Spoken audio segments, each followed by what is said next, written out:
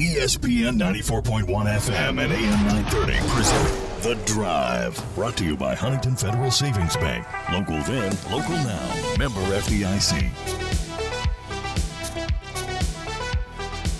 Let's get you set for this Thursday edition. Your drive begins now on ESPN 94.1 and AM 930. I'm your host, Paul Swann. You can be a part of the program by calling us on the White Claw phone lines. We do that at 877-420-TALK. That is 877-420-8255. White Claw Hard Seltzer. It is made pure. Text line's also open for you this hour, 304-523-2275. That is 304-523-2275. Coming up next segment, we're going to hear from Chip Walters, the voice of the Middle Tennessee Blue Raiders. We'll talk to him about the upcoming matchup between Marshall and Middle Tennessee. That is coming up on Saturday. All that action right here on ESPN 94.1 and AM 930. Also, Marshall gets a win in men's soccer last night, defeating Butler 2-0. We'll hear from Coach Grassi about how the game went. We'll also hear from Pedro Dolabella. He had 2 goals in the 2-0 victory over Butler. So we've got all that coming up. Looking forward to hearing from Chip. It's always fun to talk to him. He's been doing this a long time, so he's always pleasant and fun to speak with. So we'll continue that coming up here in the next segment. A lot of things happening tonight, of course. Thursday night football. The Jags taking on the Bengals. We've got that game for you right here. Now, if you're used to us going on about 90 minutes prior to kickoff, that's not happening tonight. We've got the Coach Charles Huff Show. That's coming up tonight at 7 o'clock. So we'll go into our coverage right at 8 o'clock and then get you set for kickoff that way. But, of course, you've got options. We've also got the game on our sister station, Cat Sports 93.3 and 1340. So we'll begin 7 o'clock there. So if you're in the Ashland area, you've got game coverage beginning at 7. If you're with us here on ESPN 94.1 at AM 930, you're going to stay through the duration. Going to catch Coach Huff, then we'll get you right into the game. You won't miss a thing, so stay right here. We've got you covered on ESPN 94.1 and AM 930. I'm looking forward to this one tonight. Get a little Bengals football action on a Thursday. I'm all set for this. Usually, I'm not really into the Thursday game. I haven't been as much into the Thursday game for a while. The Monday game has kind of been okay for me as well. Sunday night game, usually I can kick back to that one. But I just haven't been into the Thursday game as much. It's on NFL Network. I know Amazon Prime has got this one as well. They're streaming that. I think isn't that where that's at? Because I haven't actually had to go do that yet to get to that game. So I guess I'm going to have to go grab the Amazon Prime remote, fire that thing up for the first time in a little bit, and watch the game tonight. If you don't have that option, as I mentioned, we got the radio feed for you, and I'm sure it's going to be a fun one tonight. Thursday night football is always a fun time for Cincinnati. I'm kind of curious. I really want to see what the Thursday night uniform combination is going to look like in person. I've deliberately kept myself off Twitter. I know they tweet that stuff out. I liked it the year they had the color rush and they came out in the all whites, almost the Stormtrooper look. For some reason, I like the Stormtrooper look, especially for Marshall. I kind of liked it for the Bengals as well. I kind of wish their color rush uniforms were their regular uniforms when they brought those out. So it should be fun. I'm excited. So who do you got in this one? You got Jacksonville, or do you have the Bengals? If I know this audience, it's all Bengals, or at least mostly Bengals, unless you're just not a Bengals fan, then I know where you're going. So I'm taking the Bengals. I took the Bengals over the Steelers, and I'm taking the Bengals again. I don't know how far that's going to get me here. If you're following all my picks on the commercials I have to do for Betfair, they want me to make a pick. Okay, I'll do it. I'll make a pick. I'm taking the Bengals at all times. So if you think I'm going to pick against them, you might want to go elsewhere for advice. So if you hear me talking about taking the Bengals in a same-game parlay, I'm not necessarily saying you should take the same game parlay with me picking the Bengals, but if you do, if you win, let me know. Just let me know. All right, the text line is open. It is 304 523 2275. 304 523 2275. We will get to your text. We'll do that. We have got coming up here in the next few minutes, we're going to hear from Chip Walters. We're going to do that. I'm firing up the text machine now. Let's see. There's a text that came in yesterday. For some reason, my laptop didn't refresh fast enough. I missed it toward the end. We were talking about Xavier Gaines yesterday, so let me catch up on that text first. That's what I've kind of been doing here. Just want to make sure I got the right text. Texter wrote yesterday, when Gaines gets the ball, good things seem to happen. My worry is what tight end will be there to fill that hole next season. Be interesting to keep an eye on for recruiting purposes, and who else sees the ball at tight end this season? Who will be back next year? It's a good point. When Xavier's not there, what's going to happen at that position? Let's hope that some good recruiting happens. Again, you bring in a coach that is well regarded for the recruiting. We've heard that story before, so if you're a little anxious, or maybe you take that with a grain of salt, which is okay, that's fine to do, but it seems that this coach really enjoys the recruiting process, is all about it, very active on social media, Coach Huff I'm referring to, and shows up at high school games, really likes that part of the job when the opportunity is there for him to go and see some of the local kids, and that's really cool. And you got to do this. You got to do that and make sure that really you're being seen, you're being active, that you make sure these kids know that you're interested, that Marshall's an option. I mean, you can't act as if you're a mountain and they come to you. You must go to them. So the mountain must move. And so that's what Coach Huff has done so far. So I'm not really worried. Overall, I like Xavier Gaines, though, and it's going to be a tough position to fill when he's not there. But I do agree with the texter from yesterday. Good things do seem to happen when he gets the ball. And you can, of course, be a part of the program through the text line as well. Again, it's 304-523-2275, 304-523-2275. I'll tell you what we're going to do here. I want to get on the program Chip Walters. I really enjoy talking to him. So we'll be talking to the play-by-play announcer for Middle Tennessee when we continue with today's edition of The Drive on ESPN 94.1 and AM 930.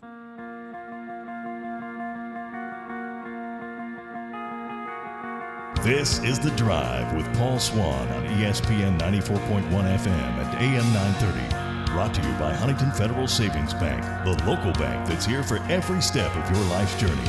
Member FDIC. Still to come, we're going to hear from Marshall men's soccer coach Chris Grassi on last night's victory over Butler. We'll get your text in at 304-523-2275. That's 304-523-2275. Marshall's taking on Middle Tennessee this week. It's the annual blackout game for Middle Tennessee. And to tell us about that and more about the Blue Raiders is the voice of the Middle Tennessee Blue Raiders himself, Chip Walters. Always a pleasure to have him on the program. And as I was telling him off the air, it's a highlight of my week. Yeah, believe it or not, it is a highlight of my week because Middle's one of those schools I loved in an affectionate way. I love to hate because the rivalry is just that good. You know, it's kind of the same way here. And I'll be honest, I looked up yesterday. I was doing some work on my charts, and and realized that we're 4-4 since Middle joined Conference USA. With Marshall won 2 1AA playoff games back in the 90s, but there have been some crazy games. There have been some odd games. There have been, all kinds of games in the 8 that have been played since Both teams have been in Conference USA. It's blackout night in Murfreesboro. Crazy things happen when we have the blackout night. So looks like it's going to be great weather for this weekend. So everybody load up, come on down. We got plenty of room for you. 2017, by the way, the last time Marshall won in Murfreesboro. It's on my chart too. Well, I got that stat right there. That's right. And I remember 2015? It was the 3 overtime game in Murfreesboro, and I think that was on a blackout night. So, it's been, and we're very proud to be one of the few teams in the league that's actually won in Huntington, and that's only happened one time. But it's always fun, and looking forward to seeing this group of this version of the herd, and of course, there's always few friends that have been made along the way that will be down here from Huntington. Look forward to that. Yeah, I genuinely love this rivalry, and when I say hate in an affectionate way, I mean that because it's always fun. And yes, I do remember those 1AA games. I was at those games as well. I'm not aging myself here any bit, but as a student at Marshall at that time, those were fun games. Not for the middle fans, but those were fun for herd fans. Well, you want to. Here's a little story. I don't know if you know this or not, and you may. It may be in one of those games. Middle had a linebacker named Mike Caldwell, who went in our Hall of Fame last year and is currently the linebacker coach for the Tampa Bay Buccaneers. He played back when Kelly Holcomb was the quarterback, and there was a play where Mike, near the sideline, and then there was a collision, and whoever the Marshall player was, and it must have been a receiver or a back or something. He was knocked out cold, and when he took him to the hospital, he was fine, but they were going to keep him for observation, and some Marshall people played a trick on the kid, and when he asked what happened, they told him he ran into a cheerleader. So, and it was actually a guy who ended up playing about a dozen years in the NFL and is still coaching in the NFL that hit him. I think we're talking about Orlando Hatchet, right? I think that's who we're talking about. Very well. I believe that's Orlando Hatchet that we're talking about. It was a high pass, right? If I remember that, because I remember. I think that's correct. Yeah, it was Orlando Hatchet. So those were good times. He was such a good sport about that afterwards. Well, good. He had no choice in the matter. He had to be a good sport about it for sure. That's right. But there's a lot of fun history, but it'll be fun on this Saturday with these two teams this year. Tell me a little bit about Middle. You've got a quarterback that looks like he's all world or could be all world, and he's been there for a while, but he comes out his first start and he's on fire. Well, and the thing is, and this is a popular phrase around Music City. It took him 4 years to become an overnight sensation, and he is in his 4th year in the program. He's been around so long that he was the backup to Brent Stockstill in Brent's senior year. So he's been around. He was behind Bailey Hockman, who transferred from NC State. At halftime of the UTSA game, they chose to insert Chase Cunningham into the game in the second half, and the next day, Bailey chose to leave the football team. So that on a short week with a Friday night game in Charlotte, Chase, was preparing to be the starter. And that may be good that everything was so compacted that you didn't have really time to sit around and think about it, because it was, he was getting ready to live out a dream, to be a starter. It was his first start at Middle, and Chase brings a lot of tools to the table. As a matter of fact, Coach Stockstill did not name a starter until really day of the game of the season opener against Monmouth, because the competition between the two was very, very good. Chase with all the experience here, and Bailey bringing in, his own skill set from his previous college football stops. But, it's one of those things where Chase came out, the team really rallied around him. His teammates love him. And I tend to like quarterbacks whose best friends are defensive players.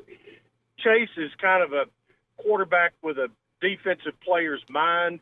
He was a shortstop in baseball, so he's got a quick release. So he's just a guy that everybody around the program wants to see succeed. And he comes out in his first start and throws for more yards than any other middle quarterback had ever thrown for in their first start. So, you can't count on that every week, but hey, he got off to a good start, took care of the football, didn't come up with a victory, but again, a very close game against a good Charlotte team. And there were a lot of good things that happened in that game. And you kind of look at where middle season has been. You play Monmouth in the opening game and you win 50-15. Do you know fully about your team then? Well, probably not. Then you go to Virginia Tech. Your defense plays lights out. Offense struggles against a very good Tech defense. Well, do you really know what you got then? No, not really. Then you go to UTSA and look awful for 3 quarters, get down 27-0, have not generated anything offensively. The defense has done enough to hold you in it to that point, and then Chase comes in and scores 2 quick touchdowns and got middle, cosmetically it looked a little better, but UTSA dominated that football game. And then you go to Charlotte, the defense does not play nearly as well as it had the previous 2 weeks, but the offense puts together its best week of the season. So do you still know what you have if you can get both sides playing at the same time? And we're not the only school that wonders that. Everybody goes through that every year, unless you live in Tuscaloosa or somewhere. But I mean, even Clemson is having a hard time moving the football this year. So, maybe the spark that they needed was getting Chase in there. And obviously when you have an opponent like Marshall coming in, it gets your attention because they have been, one of the real standard bearers in this conference. And there's a ton of respect there for what they do. And you're right, it has become a good rivalry in this league. Yeah, I'm enjoying it. You mentioned Chase Cunningham. You like players that are friends with defensive players, so he's best friends with Reed Blankenship, right? Yep, he is. They're both graybeards around here, and it was really kind of cool. If you like stats and records and things like that, they're best friends, Chase and Reed. Last week, Chase, as we mentioned, set the record for the most yards by a middle starting quarterback in their first start, and Chase broke a 35-year-old record for total tackles, and he now has 348 career tackles, which is the most of anybody in 107 years. He was the player that was identified the most as far as what the Marshall was talking about this week, as he does it all. But an interesting thing I didn't notice until someone else brought it up was you look at this defensive line, it's pretty consistent, it's pretty stout, and most of the tackles are coming from the safety position, but it's not because of blown plays and they're trying to clean things up. It's just they're all very good. Well, you have a unique situation where Reed Blankenship and Greg Gray are outstanding in run support from the safety positions. Do you want your safeties making all the tackles? Heck no. And I think you can. I'm not out of line saying that I think this is the best that the defensive line has played since if you're talking about Reed's tackle numbers, I think that you look at, I think this is the best that the defensive line has played since he's been playing. So there's not as much stuff is getting funneled back to the secondary maybe this year as it has in the past, where he racked up a lot of numbers. But you know, it is a group that Scott Schaefer, the defensive coordinator, really likes, and because he does have some experience over there and has found some guys that he can trust, he really likes to apply pressure at certain times. And last year, I don't think he ever felt comfortable enough really turning guys loose. But this year, he's been a little more liberal, applying some pressure. And, you know, it's just all part of, you know, the trust is maybe the best word that any coach would tell you, any position coach. You know, if a player says, "Hey, how do I get more snaps?" Well, I got to trust you. And, you know, how can I move up from 3 to 2 or 2 to 1? Well, I've got to be able to trust you more. So he's got a group now that he trusts more than he did a year ago. And so that's kind of, you know, long answer to a short question there, but that's kind of where it has gotten, and why this group, I think, is I like watching them play better than I did a year ago. I'll be honest with that, and that is because he's got some defensive linemen. If they don't get a ton of sacks, they're getting a lot of hurries. That's for sure. My guest is Middle Tennessee play-by-play announcer Chip Walters. The Thundering Herd taking on the Blue Raiders. That's coming up on Saturday. It's the blackout game. We'll talk a little bit more about that here in a minute. But I'm kind of curious, just, you know, at a glance, looking at how these two teams match up. Passing, it's probably going to be a fun game to watch on both sides. You know, Middle might air it out a little bit more. Who knows? But I'm kind of curious about the run game. You know, it's where's that at for you? It doesn't seem like it's a prominent part of the offense. Is that by design this year, or is it just hasn't found its groove yet? What's going on there? Well, I'm just as curious about it as you are, and I can promise you it's not by design. They have been frustrated that, you know, they have. Hang on, let me back up a little bit. Okay. The last 2 years, the leading rusher. Here's the last 2 years we've said, hey, good news, bad news. The good news is Asher O'Hara, your quarterback, is your leading rusher. Bad news, your quarterback is your leading rusher. Well, and we've had about 2 years worth of not being able to produce in the traditional running game with your tailback as much as they'd like. Now they have you know, tinkered with a few things. There are a couple of transfer guys, one from West Virginia, Martell Pettaway, who I don't think will be available this weekend, and Amir Rasul, who was a Florida State transfer, and he, you know, has not put up the big night that you would hope to see. Last week, Brad Anderson, who's been kind of, you know, he's been like a Swiss Army knife for Middle's offense over the last few years. They put him in and left him in, and he didn't put up 100-yard night, but he was good enough in the run game to make Charlotte stay honest in the secondary. And so, you know, they're still searching for an answer for that. And you know, they feel like they're kind of zoning in on a couple of guys. Shaton Mobley, who is kind of a thunder back. He's a big bruiser kind of guy.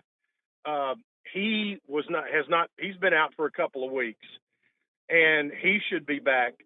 I'm expecting to see him back this week. So that gives them a little bit more of kind of the 1-2 punch. You know, they've had some illness problems along with, you know, injuries and nicks and stuff that everybody gets. So, you know, everybody's trying to get all their guys back, especially as you go through this conference race. So, yeah, that again, like you said, it is a little curious. And, you know, getting the offensive line healthy with a healthy couple of backs, and also now with a quarterback who has the speed to get out and move the pocket a little bit and take some pressure off those guys, you know, and keep the defense honest. Do all of those little pieces come together for an improved running game? That's, you'd wait to see, and that's what the next test on that will be on Saturday night. Chip Walters joins me, voice of Middle Tennessee, the Blue Raiders, Thundering Herd entertaining the Middle Tennessee Blue Raiders together. It's going to be fun. I look forward to this one. It's the blackout game. What does that really mean? I was trying to explain what that was about. All I know is it's not a good time for the opposing team, but what's the blackout game all about, and why does this game seem to be one that turns out to be more interesting than most of the other games? I can't tell you why. It's just been in middles only. They've had 13 blackout nights, and it was just an opportunity to wear black uniforms and people wear black to the game. I'm ready for a whiteout. Let's do that sometime. But the blackout game, then the players just seem to like wearing those uniforms. And I think it is just sheer coincidence that we've had some crazy games. We had wasn't the first one, but it was probably 10 or 12 years ago, pretty close, that Joe Craddock, who's now coaching at UAB, hit Malcolm Bia on a Hail Mary on the final play of the game to beat FAU one night. We've had it against Western Kentucky and gotten a win. Had a win against Marshall in triple overtime. So it's it has moved around against different opponents, and it's another way to promote a game, and they'll have the black helmets, the black jerseys. And I will say this, not everybody's black jerseys and black uniforms look real good sometimes, but middles are pretty, I kind of like them. They wear the black uniforms with the white numbers that have a royal blue outline to them. So that's a pretty good combination. I've been pushing for Marshall to show up in all white just to counteract that. Oh my gosh, that would be unbelievable. That would be great.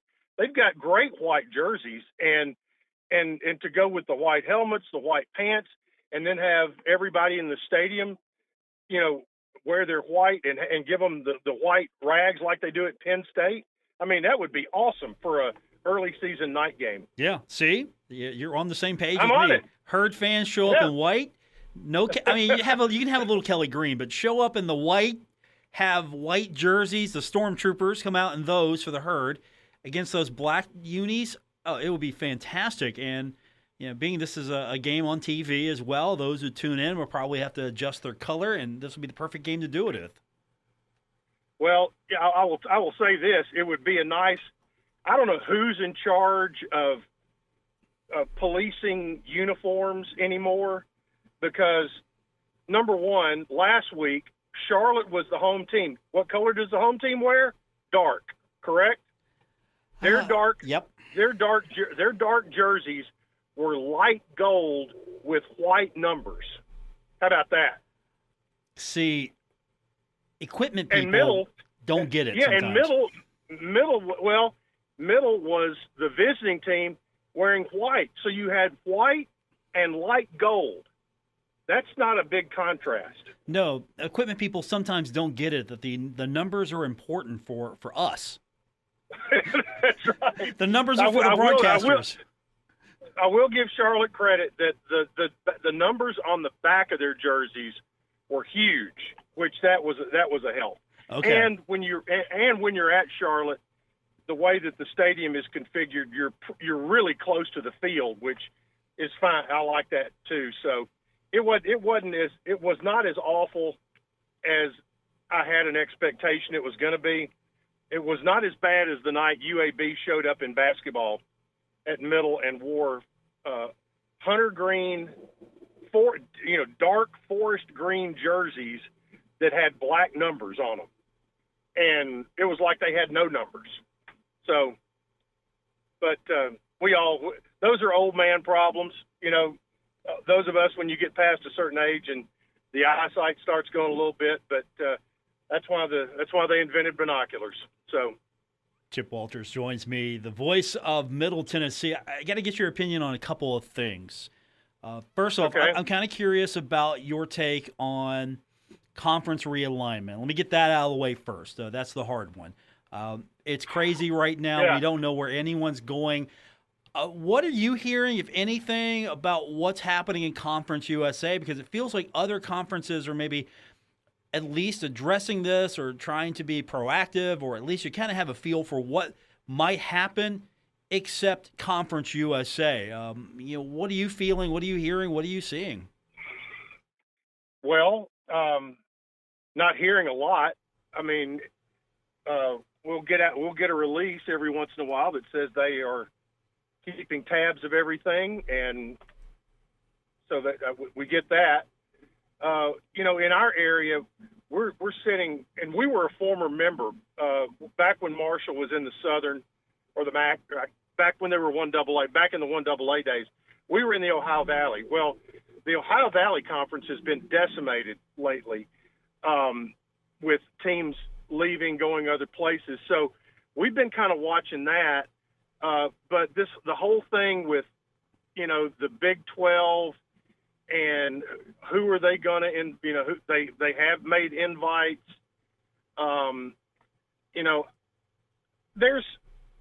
We have a very wide, very broad league that has a footprint that goes from El Paso, Texas to Norfolk, Virginia.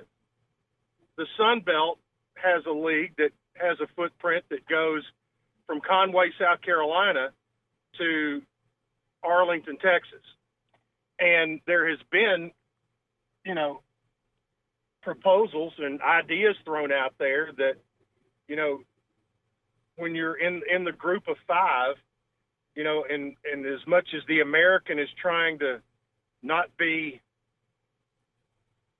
in the same conversation with Conference USA and the Sun Belt, what do conferences and I think about in particular Conference USA and the Sun Belt with the almost identical footprint, and with schools trying to save money on travel, things like that. Is there a point where you have a mixing and then redividing by geographic standards? I don't know. To me, it makes sense, but when you have egos involved and they say, well, we've got television contracts and this and that and the other. Well, we found out last year things that we've always heard, well, we can't do that and blah, blah. Well, I guess you can, and you can do it in about a week. And that is, pivot and go from one opponent to another, things like that where they move games around. I don't know. It's, somebody above my pay grade. I hope we have what I want is whatever it ends up being for all of us. I mean, we've been in the Sun Belt, we've been in Conference USA, and there are outstanding folks at every institution in both leagues. And what I hope happens is that whatever it is makes it viable for all of those schools to move forward and upward in a good way. Because I want to see all of them have success and to have their fan bases that are as rabid as what we see when we come to Huntington. We all want that, and I don't know. Do you, is it going to be good if the group of five has some separation from, the Power Five, or with the proposed 12-team playoff? Does that give a bigger piece of the pie? back to the group of five. I don't know. I mean, there's you could kind of go in any direction out there, but it's going to be interesting to see how it all plays out. Obviously, we're right in the midst of another round of this that we saw happen, 10 years ago? Yeah. Or not quite that many years ago? Feels like it. We'll see. Yeah. Chip Walters. I do think this 2024, 2025, with I think whatever ends up officially happening with the playoff is going to be the tail that wags the dog. Chip Walters joins us, voice of Middle Tennessee. I'll ask you this quickly because this will be your first encounter. What's your impression so far of Coach Huff and this new look Herd offense and defense? What have you seen so far? Well, the first thing is, looks like they're doing what they always done. They've scored a lot of points and played good defense, and Doc Holliday was an outstanding football coach, and he had great teams there over a long period of time. And I'm not one to judge what we see. I did ask that exact question to Coach Stocksell on Monday night, and he says his answer was, and I'll have to go with that to be my answer, was that, it looks like they're doing a whole lot of the same stuff they were doing because you got the same offensive coordinator, but they have added concepts from Coach Huff's time at Alabama, like playing faster, things like that have, enhanced what they already had. So that's kind of my answer. Always a pleasure to talk to Chip Walters, the voice of the Middle Tennessee Blue Raiders. Make sure Giddy Potts never shows up again. Keep him away. Just remember, we got to keep that running joke going. I'm just glad he graduated. As long as you keep John Elmore out of the building. Deal. We can handle that. But you know what? Ott Elmore is off limits. He can come back. I'm telling you, Ott is on his way to becoming an executive in the NBA. There's no question. He is a social media darling, isn't he? Yeah, he is. And when he kind of ran the team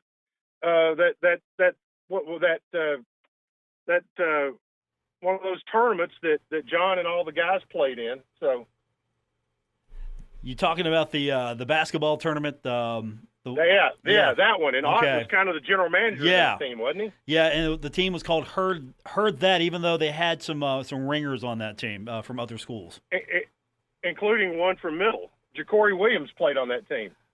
And he's welcome to come back anytime. He's welcome. You know what? If Giddy wants to come and play, he's welcome to come anytime. There you go. I got you. Chip, have a great week. We'll see you soon. And I know you'll be hanging out with my guy, Bill Cornwell, this weekend as well. So I don't know what to say there, but have fun with him. I got extra cash for bail money. Fair enough. Chip, good talking to you. Later. That is Chip Walters. That's a smart reply. Extra bail money. Cornwell will be in Murfreesboro this week. When we continue, we'll hear from Coach Grassi. How'd it go against Butler? We'll tell you about it when we continue with today's edition of The Drive on ESPN 94.1 and AM 930. This is The Drive with Paul Swann on ESPN 94.1 FM and AM 930. Presented by Huntington Federal Savings Bank. All right, let's hit this recap quickly as the clock is now against me. Marshall gets the victory over Butler and men's soccer 2-0. Coach Grassi was asked last night how he thinks the game went. Here's what he had to say. It was a bit of I think neither team was quite dynamic today. I think we both, it was a little bit lacking a bit of precision at times. Obviously, I think we were a better team and we were able to move the ball around. But even then, it wasn't as precise as we would like it to be. But I think generally a fairly comfortable afternoon for us at 5 o'clock kickoff, which was, a little different time for us. So it was interesting to see how the guys reacted to that. But yeah, we were able to kind of get our possession game going, and all the great moments we had was we put, a series of passes together before we went in. The bad moments we had, we were just kind of bombing forward, trying to get in. So I think, overall a good performance. Nice to see the goals come, and obviously learned the lessons from Kentucky and sort of how to break down an organized defense. And I think we did a better job tonight. Definitely at moments of exploiting the space and creating the space for ourselves by holding position. So decent performance. Yeah, nice to get back on the goals, and nice to keep another clean sheet. Speaking of the goals, Pedro Dolabella had a couple, and he talked about Pedro starting to heat up for the team. Well, I put it first and foremost down to his mentality. He's a captain, he's a leader. He kind of espouses every philosophy that we have back into the locker room in terms of possession, style of football, when to penetrate. He's been with the program a long time, and I think, he at the beginning of the season, I think him, like everybody else, it was such a quick turnaround, and we needed to take a minute to sort of rest and heal up through the summer. So I think fitness has been a gradual thing for the team, and sharpness, has been a gradual thing for the team. And you've seen in the last few games, we started to get sharper and tighter on defense, and able to limit the opposition chances and goals. And then we're able to build from that foundation, and Pedro's sort of vital to that. So he's just getting stronger and stronger, and he has all the experience and all the leadership skills to take us all the way. And finally, Pedro, he talked about how his play has been improving. No, obviously it's tough to turn around as soon as you win the national championship 2 months before, and then you have to go again in a season. It takes time a little bit to get your mind straight and focus on the next trophy. But I think we're ready now. Halfway through the season, we know how quick it is, how quick it's December already, and we just want to enjoy and live the moment. And as soon as we put this right in our mind, I think the most important trophy is always the next one.